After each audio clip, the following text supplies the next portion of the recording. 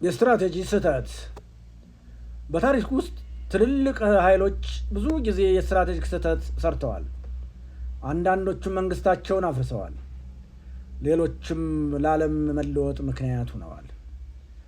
የስትራቴጂክ ስህተት ይፈጠራል የሚሉት ምሁራን አንደኛው ትዕቢት ነው፣ ሁለተኛው የተሳሳተ ግምት ነው፣ ሶስተኛ ተቃዋሚን ወይም ተፎካካሪን አቃሎ መመልከት ነው።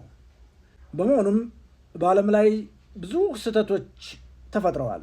ለምሳሌ ናፖሊዮን ቦናፓርትን እንመልከት። ናፖሊዮን አውሮፓን አስገብሮ ሩሲያን መውረር ፈለገ። ነገር ግን ቅድም በተቀመጡት ምክንያቶች መሰረት ሩሲያን እጅግ አቃሎ ተመለከተ። ክረምት አልተመለከተም። ከፈረንሳይ እስከ ሩሲያ ያለውን ርቀትም አላየም። የፈረንሳይ ወታደሮች የምግብና የውሃ እጦት እንደሚገጥማቸውም አልተረዳም። በመሆኑም በፈጠረው ስትራቴጂክ ችግር ፈረንሳይ ወደቀች።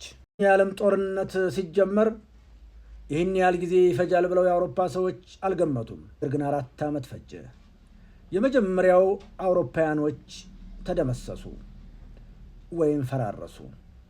ከዚያ በኋላ አውሮፓውያኖች የበላይነት ምቾት ተሰምቷቸው አያውቅም። ናዚ ጀርመን በሂትለር የበላይነት ዓለምን ለመውረር ሲነሳ አንድ ስህተት ፈጠሩ። ይህን ስህተት የፈጠረው አንዱ ኔቫል ቻምበርሊን የተባለው የእንግሊዝ ጠቅላይ ሚኒስተር ነው። ፖሊሲውም አፒዝመንት ይባላል። ጠላትን ማታለል፣ ማባበል። በእሱ አመለካከት ሂትለር እየተዘጋጀ ያለው ኮሚኒዝምን ለመደምሰስ ነው ብሎ አሰበ። ስለዚህ ናዚና ኮሚኒዝም እርስ በርሳቸው ይጨፋጨፋሉ ብሎ አሰበ።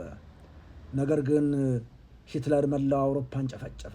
የአሜሪካው ፕሬዚዳንት ጆርጅ ቡሽ ኢራቅን ሲወሩ በጥቂት ጊዜ ውስጥ ዲሞክራሲ ያሰፍናለሁ ብለው ነበር።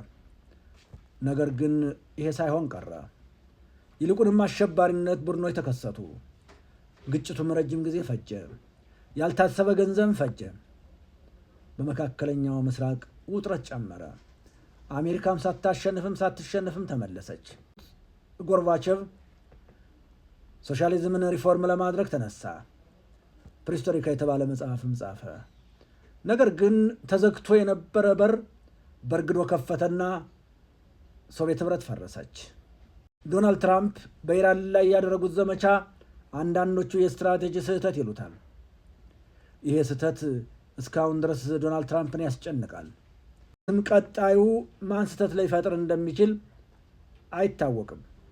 እነዚህ ሁሉ መሪዎች በራሳቸው ሀገሮችና በዓለም ላይ ከፍተኛ የሆነ ችግርና ጦስ ፈጥረው አልፈዋል።